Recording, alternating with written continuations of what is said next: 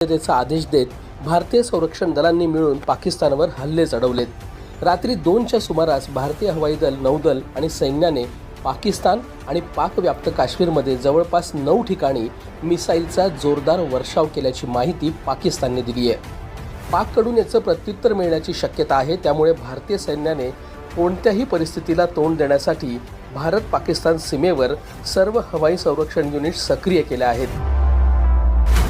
भारतीय सशस्त्र दलांनी ऑपरेशन सिंदूर सुरू केलंय।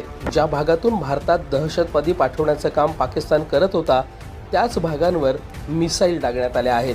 पाकिस्तान आणि पाकव्याप्त जम्मू आणि काश्मीरमधील दहशतवादी तळांवर हल्ला करण्यात आलेला आहे। भारताच्या हवाई हल्ल्यानंतर पाकिस्तानी सैन्याचीही विधानं समोर आली आहेत। पाक सैन्याने म्हटलंय की 6 ठिकाणी 24 हल्ले करण्यात आलेत आणि यामध्ये 8 जणांचा मृत्यू झालाय तर 33 जण जखमी झालेत। पाकिस्तानमध्ये